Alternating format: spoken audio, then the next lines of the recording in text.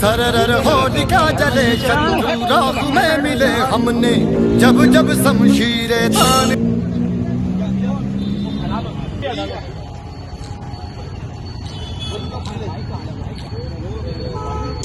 नशा छोड़ो, नशा छोड़ो, हैप्पी होली, नशा छोड़ो, हैप्पी होली, छोड़ो, परिवार को जोड़ो।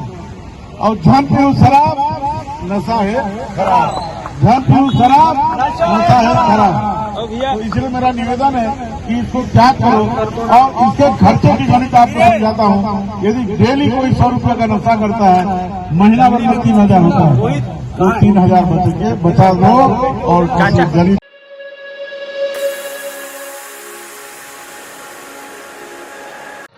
नमस्कार, जय जोहार। मैं हूं मोंटी सिंह। आप देखना शुरू कर चुके हैं आवाम दूत न्यूज़। होली का त्यौहार निकट है और होली के त्यौहार तहत होलिका दहन जो होती है, मैं आपको दिखाना चाहता हूं कि इस होलिका दहन में किस तरह से देख सकते हैं कि इस होलिका दहन में किस चीज़ का दहन हुआ है। ये देख सकते हैं आप, तंबाकू की पुड़िया है, जर्दा है, सिगरेट है, दारू है, गुट के खैनी के पाउच हैं। क्यों ये दहन किया गया है आपको बताना चाहता हूँ कि समस्त भारत जो है वो किस तरह से नशे की चपेट में है। विदेशी कंपनियां जो है अपना सामान बेच कर, पेड़ों की कटाई कर कर आईटीसी जैसी बड़ी कंपनियों ने लाखों लाखों पेड़ काट कर जो है सिगरेट की बड़ी बड़ी कंपनियां इकट्ठी करी है। और हमारे छत्तीसगढ़ में जहां पर महिलाएं बिल्कुल इस तरीके से बहुत परेशान हैं, जो कि नशे की लत से उनके पुरुष हैं लगे हुए हैं।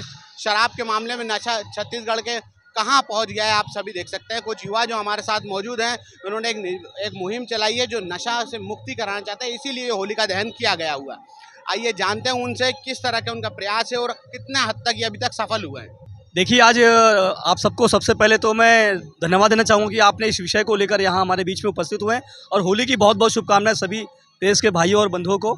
आज हम लोग लगातार 1 वर्ष से गली गली में, मोहल्ले मोहल्ले में जाकर सदैव आम नागरिकों को, सामाजिक संगठनों को और वहाँ के जो निवासियों को, युवाओं को जागरूक करने का काम कर रहे हैं। इसी कड़ी में हमने पदयात्रा की है, कई जगह नुक्कड़ नाटक किया, संगीत के माध्यम से उन्हें नशे से दूर रहने की अपील की, और तरह तरह सरकार को भी अवगत कराया ज्ञापन के माध्यम से, और हमेशा यह हमारा अभियान चल रहा है।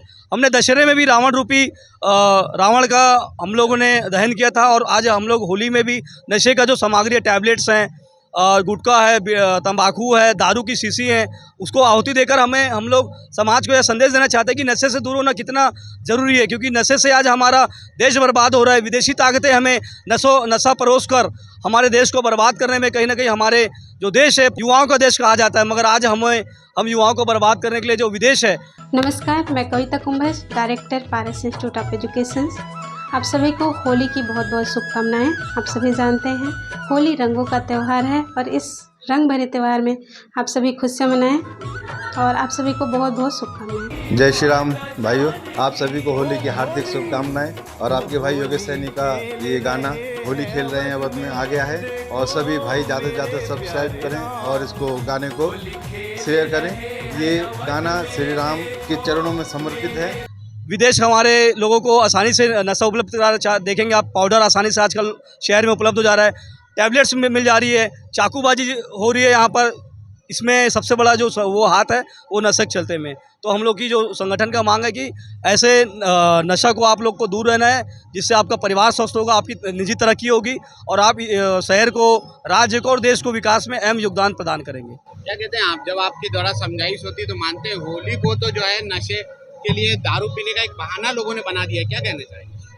इसी कड़ी में हम लोगों ने काफ़ी गहरा चिंतन किया। एक समय हुआ करता था कि हम लोग नए नए हमारे परिवार में व्यंजन बनाए जाते थे, खाने पीने की जो चीज़ें, खाने की चीज़ें हुआ करती थी, और पीने में शरबत और मठा यूज होता था। मगर आज युवाओं देखेंगे आप, पहले से ही दारू की व्यवस्था पहले कर लेते हैं।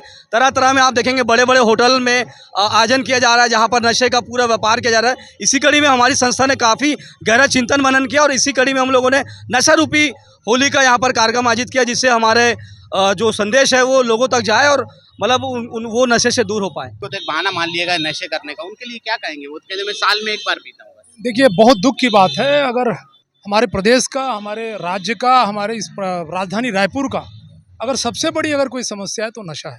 नशा आज समाज के लिए बहुत बड़ी चुनौती बन गई, खास करके होली का त्यौहार के अवसर पर।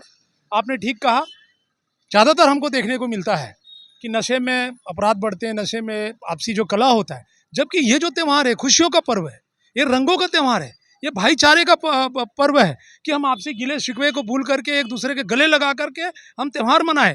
इसीलिए हम लोगों ने हमारे जो अभियान जो है नशा मुक्ति अभियान है, हम सब लोगों ने मिलकर के निर्णय लिया कि इस वर्ष हम लोग नशे की होली जला करके युवाओं को खास करके एक संदेश देना चाहते हैं कि भैया नशा से दूर रहिए। रावण में भी आपने किया था लोगों का, वो रावण मर गया, मन का रावण नहीं मर पा रहा है। निश्चित रूप से एक बहुत बड़ी चुनौती, मैंने पहले भी कहा, अगर इस प्रदेश की अगर सबसे बड़ी अगर कोई समस्या है तो नशाखोरी सबसे बड़ी समस्या है, वो शराब है। आप सही कह रहे हैं।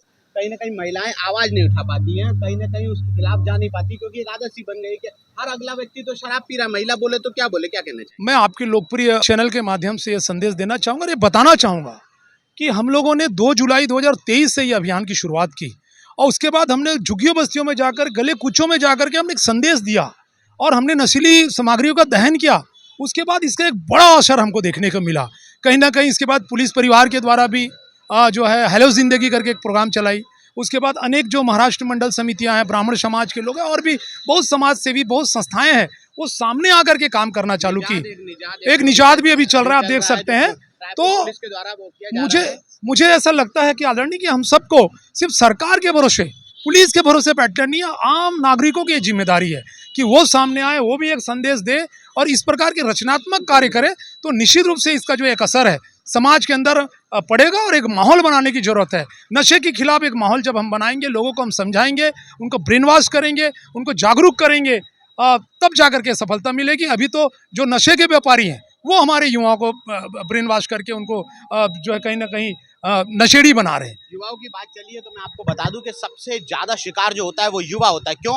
क्योंकि सिगरेट के धुएं का छल्ला बना के जो आप उड़ा रहे हो ना, ये आपके भविष्य के लिए खतरनाक है। सबसे पहले आपको स्वास्थ्य की जो वार्निंग दी जाती है डब्बे के ऊपर, वो इसीलिए दी जाती है ताकि आप नशे से दूर रहें। लेकिन हमारा युवा जो आज गांजे में इतना तप्त हो रहा है, जगह जगह शहरों पे, सड़कों पर, कहीं कहीं रायपुर में जगह जगह देखेंगे आप तो गांजे का व्यापार हो रहा है सरेआम। युवा जो है इसमें डूबा जा रहा है, क्या कहना चाहेंगे? युवा जो है देश का भविष्य है, समाज का भविष्य है, अपने परिवार का भविष्य है, उसके कंधों पर बहुत बड़ी जिम्मेदारी है।